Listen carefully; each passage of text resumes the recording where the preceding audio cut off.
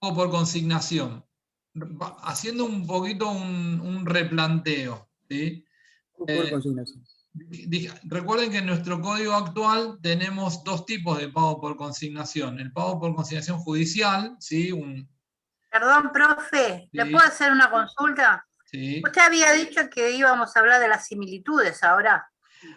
Sí. En realidad, Mm, más que de las similitudes, de las relaciones que hay entre los derechos. Las similitudes las hemos visto. Son dos grupos de derechos subjetivos de contenido patrimonial, ¿sí? Pero no, en realidad más que las similitudes de las relaciones. La verdad lo estaba omitiendo como para no quedarme en el tema, pero bueno, las relaciones que existen son variadas. Podemos citar como ejemplo que los derechos reales que ustedes vieron que solo pueden ser creados por ley, en general se constituyen o tienen como causa un derecho personal, ¿sí? Por ejemplo, el derecho real de dominio se adquiere a través de un contrato, por ejemplo, de compraventa o de un contrato de donación, ¿sí? Eh, la, eh, por ejemplo, el usufructo, en general, la causa fuente de los derechos reales son los contratos, ¿sí?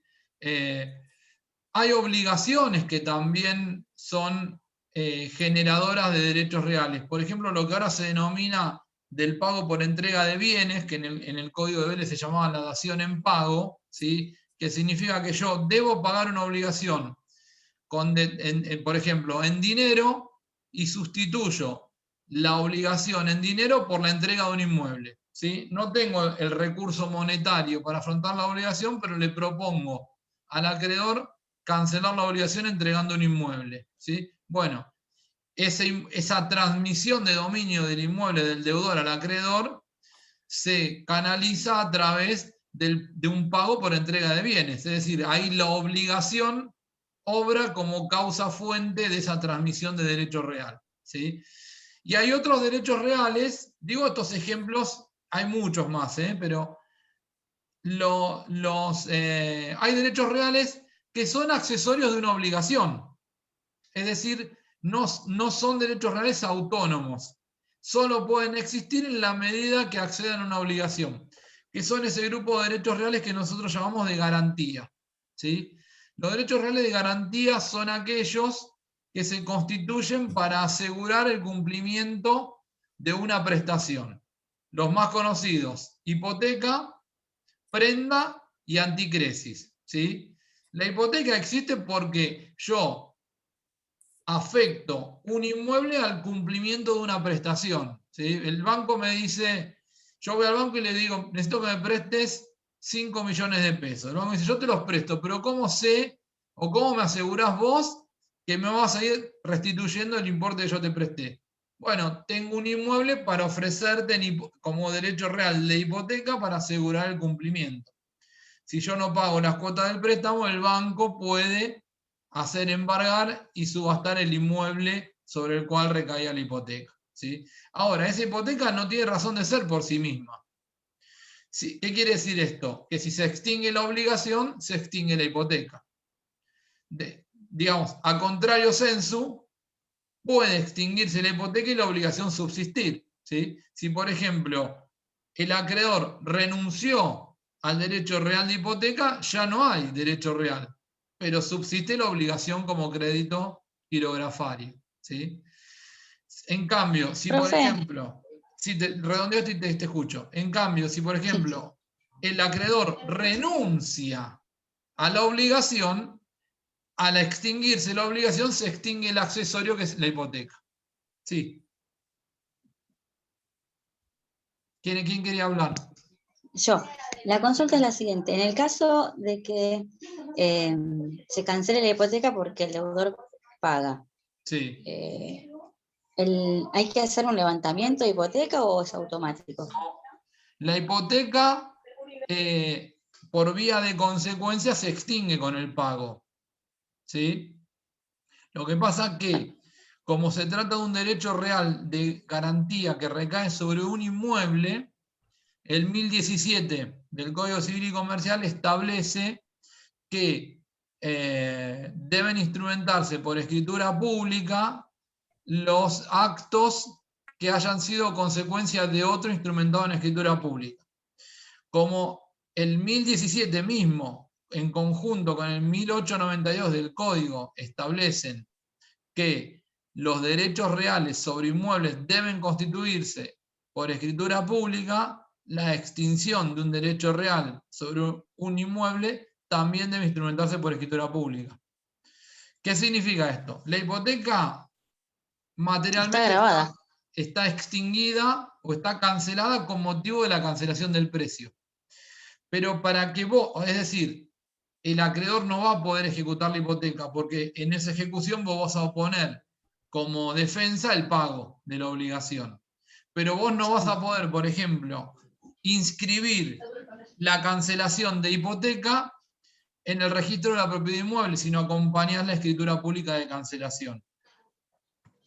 Perfecto. Sí. El otro día tuvimos que iniciar por ejemplo, una señora que en el año 2000 había sacado un mutuo hipotecario, canceló 2 años después y nunca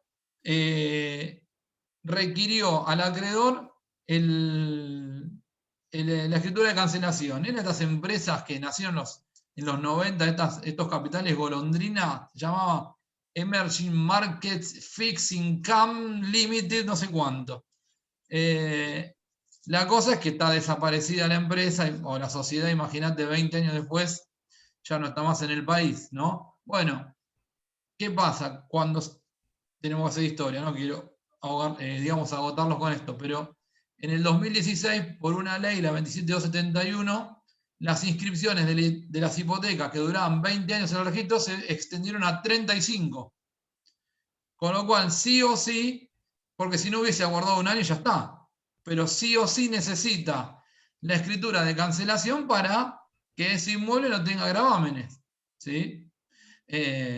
Porque de hecho lo quiere vender y el comprador no quiere adquirirlo si no está cancelada la hipoteca. ¿Qué pasa? Hay que iniciar un juicio de escrituración, lamentablemente, para que un juez condene a Emerging Markets Fixed Income Limited a otorgar la escritura de cancelación. Probablemente el proceso termine en rebeldía y sea el juez quien termine suscribiendo la escritura de cancelación, que lo puede hacer, ¿sí? Perfecto, clarísimo. Buenísimo. Bueno, volvemos entonces al pago por consignación. Recuerden que dijimos que hay 2 tipos de pago por consignación en nuestro código actual. El pago por consignación judicial y extrajudicial o notarial, ¿sí? Ya dijimos que el pago judicial es un supuesto de ejecución compulsiva del pago, ¿sí? Ante la reticencia del acreedor a percibir el cumplimiento de la prestación. Cuando es una suma de dinero, se cumple entregando la suma de dinero o depositando la suma de dinero en el expediente judicial. Cuando es la entrega de una cosa, se cumple poniendo a disposición del acreedor ante el juez esa cosa, ¿sí? Si es una cosa indeterminada, como podría ser granos, maíz, cereales, etcétera, y que esa elección del acreedor, si intimado el acreedor a que elija cuál es la cosa sobre la... Digo ese ejemplo como muchos otros, a que elija la cosa y no lo cumple dentro del plazo de emplazamiento, se entregan las cosas a elección del deudor, ¿sí? Es un proceso contencioso. Y el pago se considera cumplido al momento de notificación de la demanda, ¿sí? Esto es a grandes rasgos lo que habíamos hablado sobre el pago por consignación judicial. Y el pago por consignación extrajudicial o notarial es un instituto que se incorporó al nuevo Código Civil y Comercial en los artículos 9, 10 y concordantes, ¿sí? Yo les diría que va a ser muy difícil que esta alternativa funcione efectivamente en la práctica. Lo veo muy complicado porque requiere la intervención de un escribano y, digamos, y los escribanos escapan a esto, sobre todo porque el código señala que el deudor debe llevar el dinero que va para cumplir la obligación y dejarlo o depositarlo en la escribanía, ¿sí? Imagínense si tengo que ir a depositar 1 millón o 2 millones de pesos en una escribanía. ¿Qué escribano aceptaría de manera... Nadie va a asumir los riesgos. El riesgo, claro, de manera cuerda esa situación. Algunos postulan que una opción para hacer viable esta figura sería que se deposite el dinero en una cuenta judicial y que se lleve al escribano constancia del depósito, ¿sí? Instrumentado de forma tal que el escribano pueda hacer entrega de un documento hábil al acreedor para que pueda ir al banco a percibir el monto. Esa sería una opción. Otros dicen que podría sustituirse el pago o el depósito del dinero por la entrega de un cheque certificado. Vieron que el cheque certificado es casi un equivalente a dinero. Pero bueno, no deja de ser, ustedes vieron ya lo que es el principio de identidad en el pago, ¿no? No deja de ser una hipótesis que de alguna manera está reñida con el pago en la especie acordada. ¿Sí, Pablo? Sí, el pago en el caso, dos cosas. Una, en el caso del cheque, el pago no sería efectivo hasta tanto no lo cobren. Sí, el eso es cheque en el cierto. banco. Por eso aclaré el cheque O sea, certificado. Una vez, Ah. mira, el cheque certificado, porque tampoco soy un especialista en títulos valores, pero el cheque certificado es un documento en el cual cuando lo emite el acreedor, lo comunica al banco, el banco da cuenta de que ese monto existe en la cuenta y automáticamente lo congela. ¿Sí? El monto por el cual se emitió el cheque certificado queda inmovilizado. Ok, está bien, es como una cautela. Y la otra pregunta que le quería hacer es, en el caso del pago por consignación, una cuestión técnica, Sí. el pago libera al deudor, pero no extingue la obligación. ¿Es así? El pago por consignación solo libera al deudor. No, el pago por consignación en realidad uno es inherente al otro. Digamos, el pago es inherente a la extinción de la obligación. Lo que pasa es que en el pago por consignación, lo que en realidad es extintivo de la obligación es la sentencia. Okay. Porque vos pensás que el acreedor se puede oponer, porque está diciendo no se está respetando el acuerdo que teníamos. El deudor está queriendo consignar algo diferente de lo comprometido.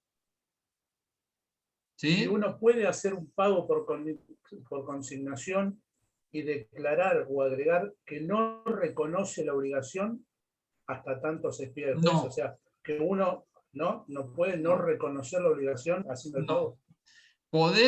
Es a la inversa. Vos podés hacer un acuerdo sin reconocer hechos ni derechos y comprometerte a pagar el acuerdo asumido.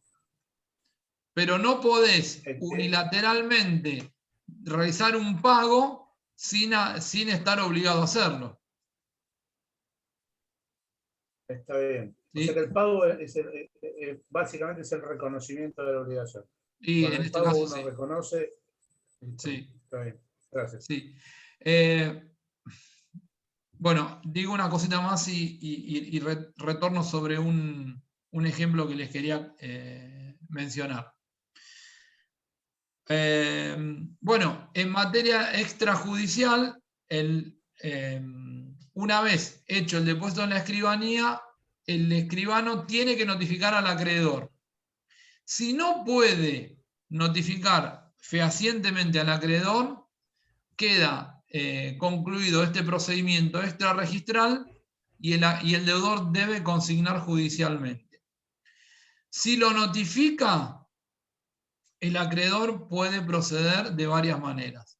Si acepta la consignación extrajudicial y recibe el pago, los honorarios del martillero, del escribano, corren por cuenta del deudor.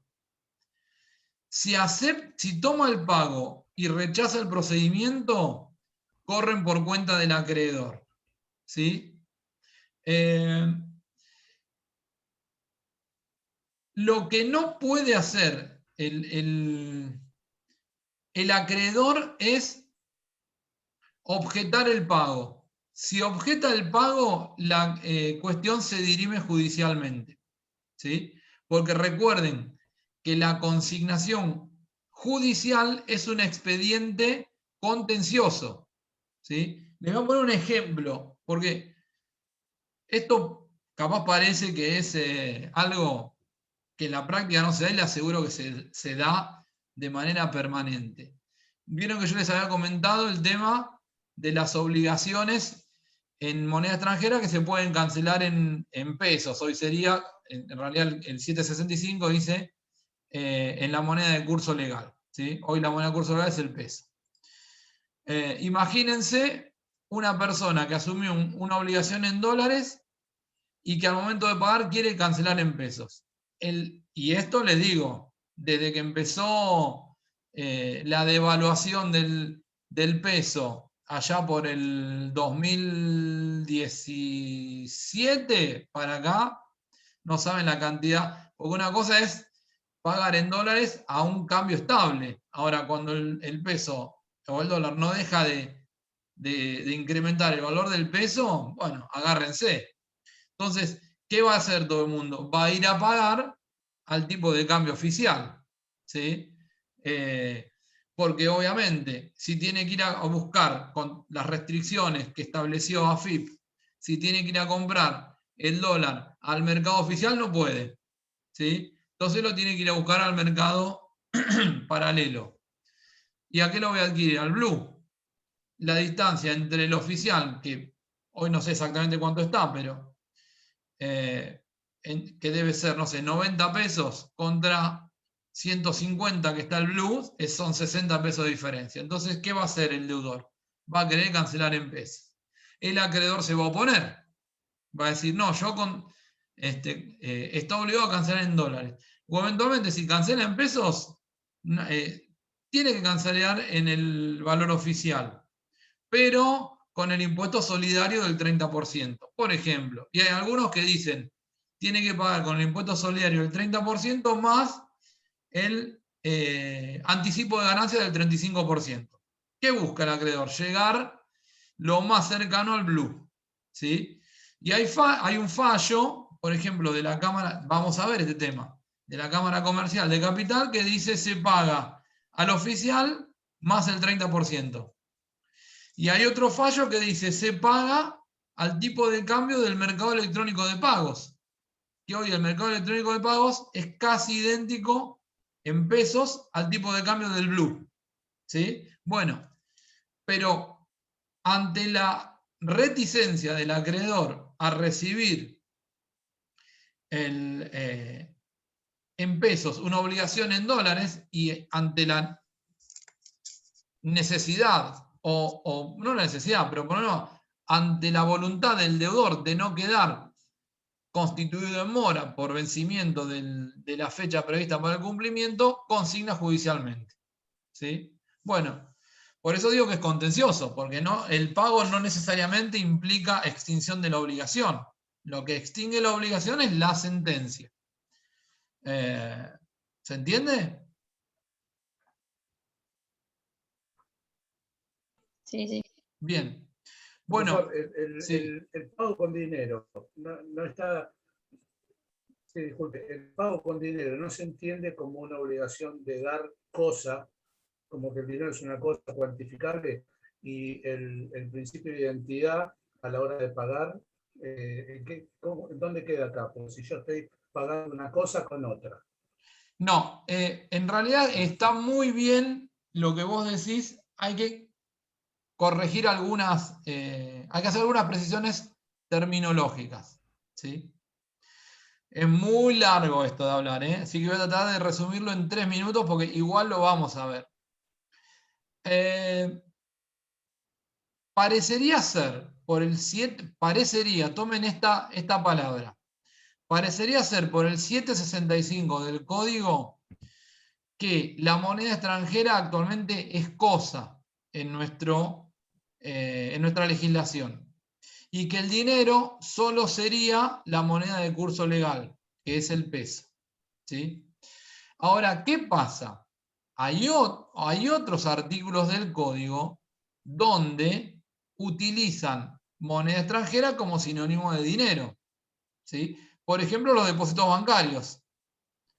Los depósitos bancarios, hay un artículo, tengo miedo de pifiar con el número, creo que es el 1391, que dice que la entidad debe restituir la misma especie de moneda depositada.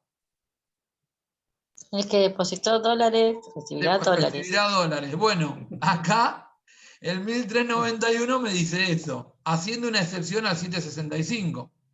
Pero me voy a otro tema, derechos reales. Hay un artículo en materia de derechos reales, el 2189, que regula lo que se llama la especialidad en cuanto a la hipoteca. ¿Qué significa la especialidad en cuanto a la hipoteca? Yo debo estimar en dinero el importe hipotecado, ¿sí? O el importe sobre el cual recae la hipoteca. Y el 2189 me permite constituir obligaciones en moneda extranjera.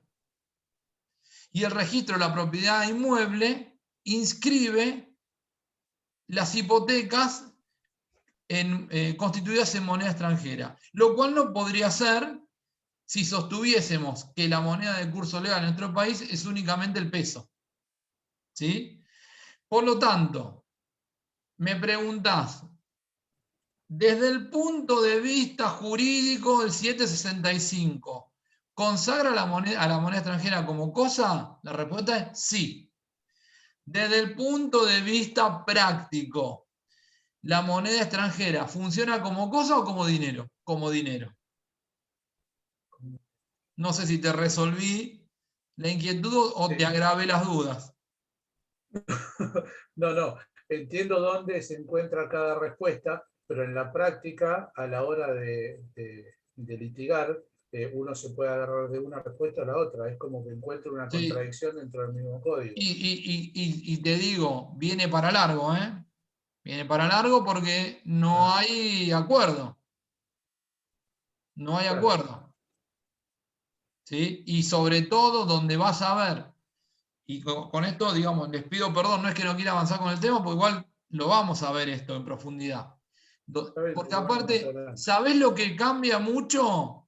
Los intereses en juego. Si estamos hablando de una obligación netamente comercial, es decir, lucro puro, la Cámara va a aplicar el criterio que considere más adecuado y no va a considerar los intereses de las partes, porque en todo caso es, no sé, emprendimientos inmobiliarios SA contra desarrollos inmobiliarios SA, ¿sí? Pero cuando la cuestión, por ejemplo, tiene su impacto en derecho de familia y el que asumió la obligación es un particular. Un cónyuge en relación, sobre todo en la división o en la liquidación de bienes del matrimonio, donde el marido, que en general se queda con el inmueble y le paga a la mujer, digo así porque es el caso más habitual, no por otro aspecto, le paga a la mujer la mitad del inmueble en dólares, y es más probable que un juez sea mucho más duro al momento de exigir, no va a poder sustraerse de la aplicación del 765, pero va a buscar un mecanismo que llegue lo más cercano posible al dólar blue. Está bien. ¿Me seguís? Ahí no estaría el favor. Sí, ahí no estaría el favor de Vitoris. Ahí el juez estaría inclinando por el Bueno, sí.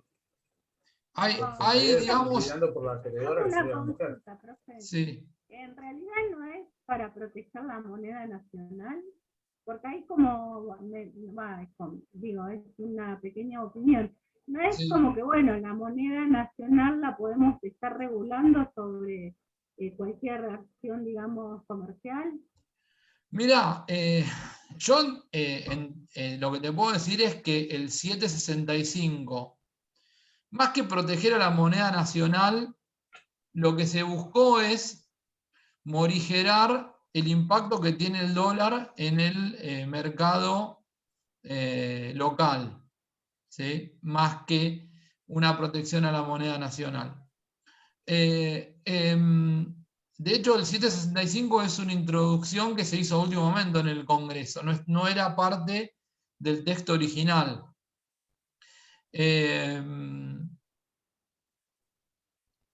Pero desde que los jueces, y acá te diría, hay consenso casi unánime, dicen que es un artículo disponible, es decir, que el deudor puede renunciar, e imagínate que al momento de establecer obligaciones en moneda extranjera, probablemente el acreedor le obligue le obligue en sentido, digamos, figurativo, ¿no? A decir, yo te presto si vos renunciás a cancelar en pesos,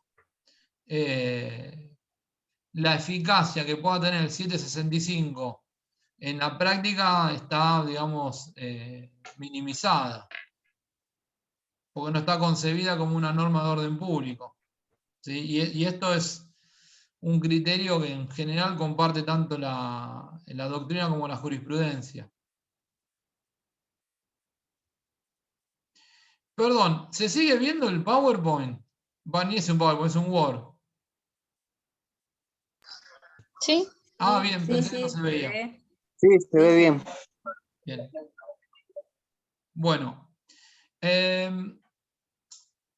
Vamos a ver, antes de que se nos corte pago por subrogación, y cuando volvemos ya vemos cumplimiento inimputable.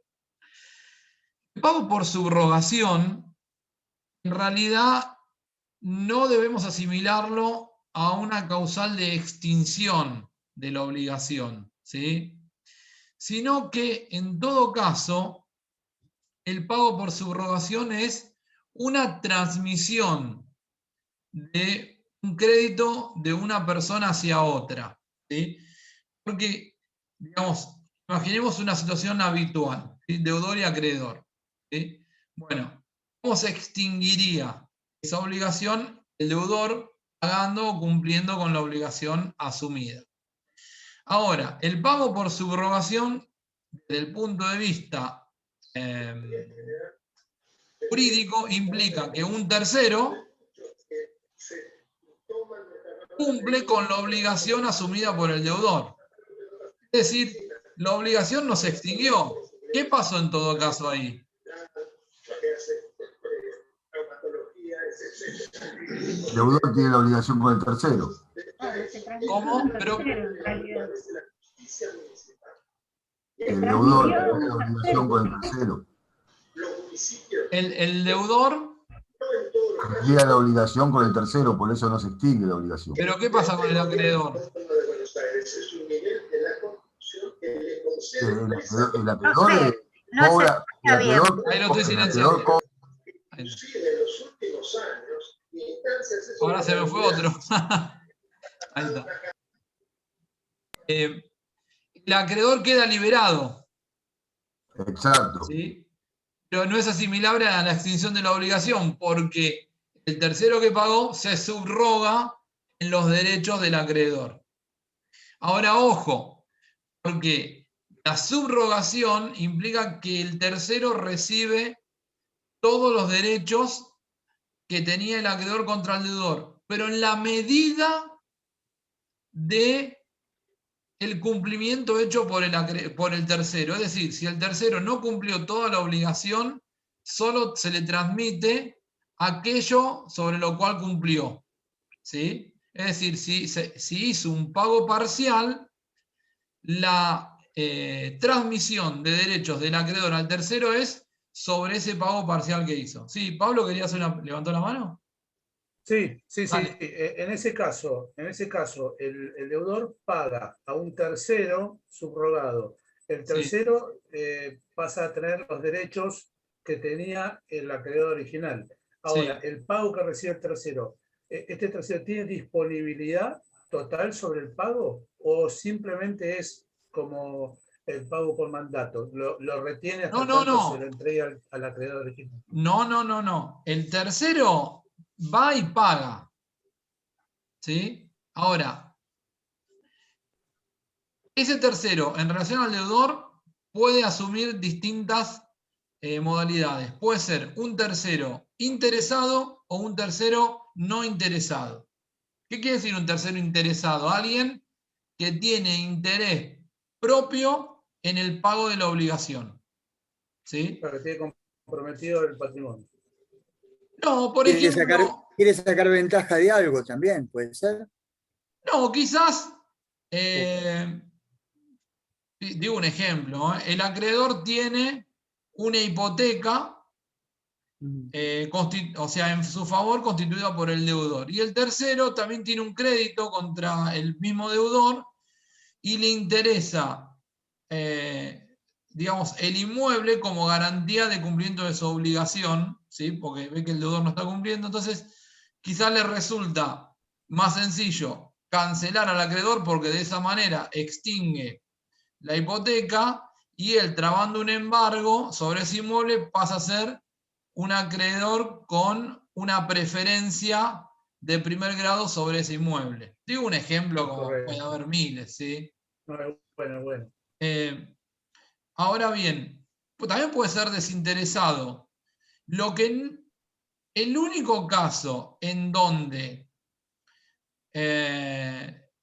no hay subrogación entre un tercero y el acreedor es cuando el tercero paga, con oposición del deudor. Es decir, el tercero puede pagar con conocimiento del deudor, puede pagar con ignorancia del deudor y en cualquiera de los dos casos queda subrogado en los derechos del acreedor. En el único caso en el que no queda subrogado es si paga con oposición del deudor. Es decir, si el deudor se opone al pago por parte del tercero, el tercero puede pagar de todas maneras y va a extinguir la obligación respecto del acreedor. O va a liberar al acreedor, pero no puede subrogarse en sus derechos. Es decir, que un pago con oposición del deudor en definitiva extingue la obligación. ¿Sí? Es el único supuesto que nuestro régimen no se transmite los derechos que tenía el acreedor al tercero, cuando el tercero paga mediando oposición del deudor. ¿Sí? Hay dos tipos de subrogación. La que es legal, la legal es cuando la ley dice, dado Profe, queda menos de un minuto. Sí, en un minuto los resolvemos y ya volvemos sobre incumplimiento no imputable.